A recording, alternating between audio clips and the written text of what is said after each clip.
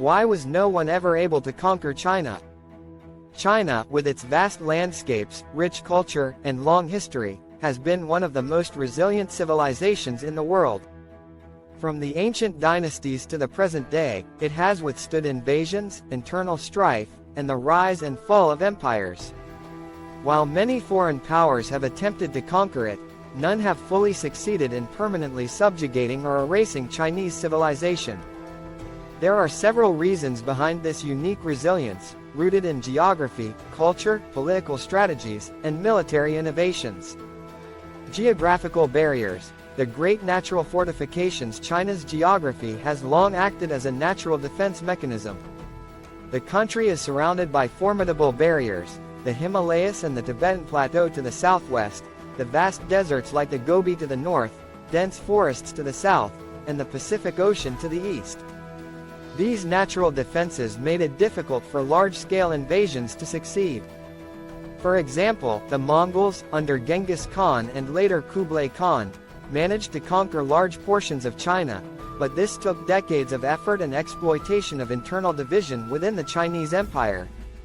Even after they established the Yuan dynasty, the Mongols found ruling China a challenge and were eventually assimilated into Chinese culture rather than erasing or replacing it. In the case of other invaders, such as the Japanese during the Second Sino-Japanese War, 1937–1945, the sheer scale of China's territory made conquest incredibly difficult. Japan was able to capture key cities, but it struggled to maintain control over the vast rural areas. The deep interior of China, protected by mountains and rivers, allowed the Chinese government to relocate and continue resistance. Cultural unity and assimilation. The strength of Chinese civilization. One of the most powerful elements of Chinese resilience lies in its strong cultural identity. Despite invasions and foreign rule, Chinese civilization has maintained a deep and cohesive sense of identity rooted in Confucian values, philosophy, and a shared history that dates back thousands of years. This cultural strength often led to the assimilation of conquerors rather than the destruction of Chinese society. The Mongol Yuan dynasty, 1271–1368, and the Manchu-led Qing dynasty, 1644–1912, are two notable examples. Both were foreign conquerors who succeeded in military conquest but found themselves absorbed by Chinese traditions. Instead of eradicating Chinese customs, they adopted many aspects of the political and bureaucratic system of the previous Chinese dynasties. The conquerors, in essence, became Sinicized and, over time, maintained the same Confucian bureaucracy and governance methods that had sustained China for centuries. Political fragmentation and the power of dynastic cycles throughout history. China's imperial system operated in cycles, where dynasties would rise, prosper, and eventually fall due to internal strife, corruption, or external pressure. This cyclical nature of Chinese history helped prevent any foreign power from maintaining long-term control. While foreign invasions often occurred during periods of internal weakness or fragmentation, these moments of instability were typically followed by reunification and consolidation under new Chinese-led dynasties. For instance, the collapse of the Tang dynasty in 907 led to a period of disunity known as the Five Dynasties and Ten Kingdoms period. While regional powers vied for control, China eventually reunified under the Song dynasty. This pattern was repeated multiple times, demonstrating that while China was vulnerable to fragmentation, it had an incredible ability to recover, centralize, and repel outside influences. The Great Wall and defensive military strategies. China's military strategies also played a significant role in its defense. One of the most famous physical embodiments of China's military defense is the Great Wall. Stretching thousands of miles across northern China, the wall was not just a physical barrier but also a psychological one for many nomadic tribes and potential invaders. While the wall wasn't always entirely successful in stopping invasions, such as those by the Mongols, it slowed them down and bought time for Chinese forces to regroup. Moreover, Chinese military strategy often emphasized a balance between offensive and defensive tactics. During periods of strength, Chinese armies could expand and project power outward, such as during the Han Dynasty's expansion into Central Asia or the Ming Dynasty's naval expeditions led by Admiral Zheng He. When external threats loomed, China would focus on fortifying its borders, utilizing its vast manpower, and leveraging diplomacy to keep potential enemies at bay.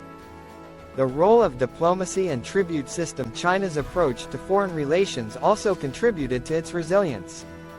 Instead of seeking to dominate all neighbors through military force, Chinese dynasties often employed a tribute system, where neighboring states would acknowledge China's superiority in exchange for trade benefits, gifts, and protection. This system established a form of soft power and regional stability without direct conquest. Neighboring countries, such as Korea, Vietnam, and Japan, maintained peaceful and mutually beneficial relationships with China for centuries, which reduced the need for frequent military interventions. The tribute system acted as a diplomatic tool to manage threats and maintain China's central role in East Asia. Population size and agricultural wealth. Another critical factor in China's resilience to conquest is its sheer population size and agricultural base.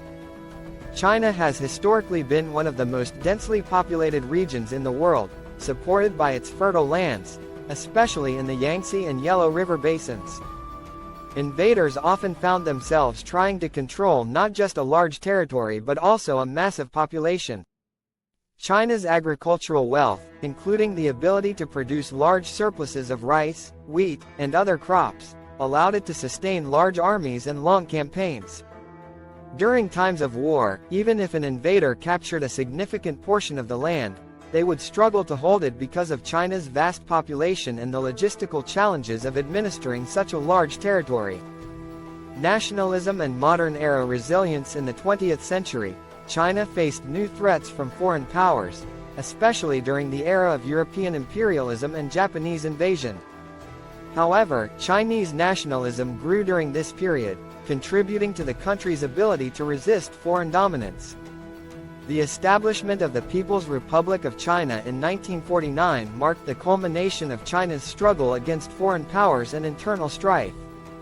Even though China had been invaded and occupied by various powers, it emerged unified and modernized, with a renewed sense of national pride and purpose. China's resilience against foreign conquest is a multifaceted phenomenon. It combines geographic advantages, deep-rooted cultural unity, adaptive political strategies, and strong military traditions.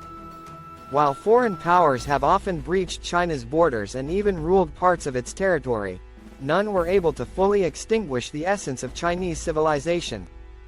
The very invaders who sought to conquer China found themselves absorbed into its rich cultural tapestry, ensuring that while regimes might change, China itself endures.